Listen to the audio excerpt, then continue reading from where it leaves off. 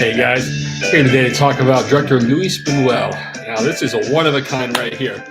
Perhaps the ultimate granddaddy of cinematic surrealism.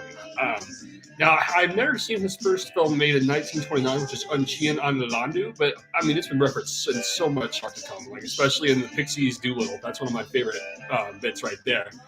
But moving forward, I will say he's made so many films, so many, and I have not seen half of them. So I'm just gonna really cover his highlights because I've seen enough to really have a lot to say about this guy. He's awesome. So we'll start in the year 1950. We have a film called The Young and the Damned, and this one really left a timeless impact. Like it really involves crime in a lot of ways, and it feels very ahead of its time and deals with themes that reminded me a lot of Martin Scorsese's Goodfellas. Like it really, and City of God kind of too in a lot of ways. Like it just has this world building and atmosphere, and it just never feels safe all throughout. There's always this kind of danger lurking in the air, like something could go wrong at any moment.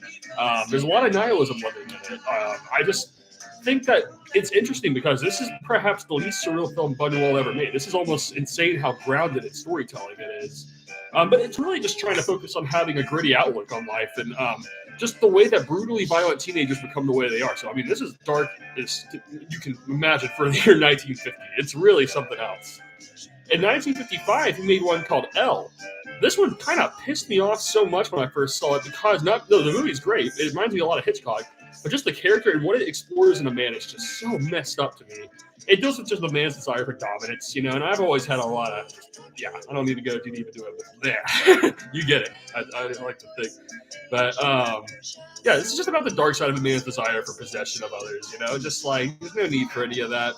This is the film that really explores the depths of just kind of what makes a man obsessively want to possess, particularly women in this. Yeah, which is just, it's a gross, but it's an important film too. I really think it brings up a lot of psychological points that are very unique for its time and for its impact. I think it's really fascinating to me. Now we'll get into his 60s work. We make some gems here. So he made in 1961 Viridiana. This is maybe the best satire about a loss of innocence I've ever seen. This one really hurts, honestly. It's very surreal.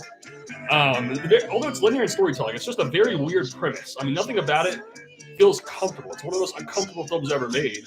But somehow you need to go through something like that, I think, sometimes. There's just a lot of darkness out there. And I think filmmakers like that are in the surrealism typically are so sensitive to all that they just don't know what the hell to do with themselves. So, I mean, you gotta make a film and kind of explore that level of torment so you can come to a new understanding yourself. It's a haunting movie. I really hate what happens in it. It's a great film, though. It's really fascinating and entertaining all the same. And it's I think it's his best film up to this point. Like, he would only keep getting better from here, I think. But this is where his just really grand impact really takes off.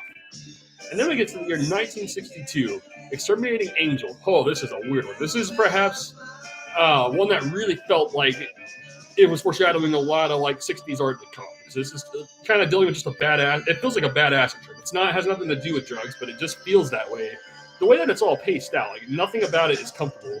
It's literally a scenario of just a wide group of people gathering in the same room, and they all have to like eat and just do all this shit together, and they are literally unallowed to leave for unexplainable reasons. Like it is so crazy, just the madness that spawns out of that. I mean, about every single character just slowly loses their mind. And yeah, nothing about it feels safe or interesting. It's at least it's interesting for the viewer, but it's not interesting to the characters. Everyone seems completely uninterested in wanting to be left alone, but nobody can be left alone. Just all this madness that comes out of it. Like, I think Louis Buñuel was on a sense of humor wavelength that reminded me of a lot of like Terry Gilliam films. I mean, there's a lot of Monty Python like, but a lot darker and a lot more surreal and just plain trying to jab you in the heart with weirdness rather than just, trying to make you laugh at it. But this is a great one. In 1965, he made a short film called Simon of the Desert. I love this film. This is just a really very surreal piece of life. It's about a guy who just basically stands on a pillar. He's really funny. Like he has this kind of like, it's a dark comedy because it's like this guy's basically up there, almost thinking of himself as this like saint-like figure. But then like, some people kind of come and worship what he's doing, but you just see loudly he doesn't know what the hell he's doing. He's making all this shit up as he goes along, basically. It's pretty funny. This especially reminds me of like a Monty Python-esque scenario. Like it just really feels over the top in its own fantastic way. Oh boy, and then we get to 1967. This is my favorite film he's made. This is a genius masterpiece from start to finish. It's called Belle De Jour. Oh, jeez, man. Belle De Jour has so much meaning. And that year, 1967, this is my favorite actress of all time. It's Catherine Deneuve. I'm such a huge fan of her work and just her personality in the 60s. Her work with Jacques Demy just really is some of the greatest work ever, I think. She was really on a prime. This is her best, I would say, technically speaking, her best performance ever.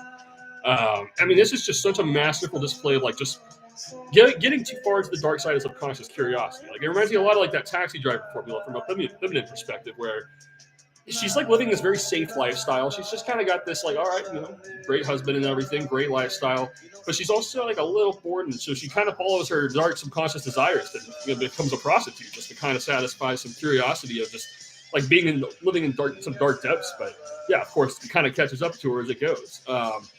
It also, another film I could speak of is like Blue Velvet. It hits a lot like a feminine Blue Velvet. Maybe even more so like that because it's a little bit lighter than Taxi Driver. Like somehow it doesn't really feel like impending doom. Her death is always upon Catherine Deneuve the same way that it is like a Travis Bickle. Like I would say with Catherine Deneuve, it's just more like a sense of danger of more like like the Blue Velvet Eyes Wide Shut sense of just like something bad can happen at any given moment. Oh, there's just all kinds of psychological subtleties you're going to find in a movie like this. I just can't even imagine anyone else playing this role but Catherine Deneuve. She really nailed it here. I can't stress how enough just how unique and wonderfully she just executes kind of just what drainage really feels like when you're living in the high class society. I mean, I imagine there's some drainage that's going to come along the way. So, and there's just something in the air that's missing for her.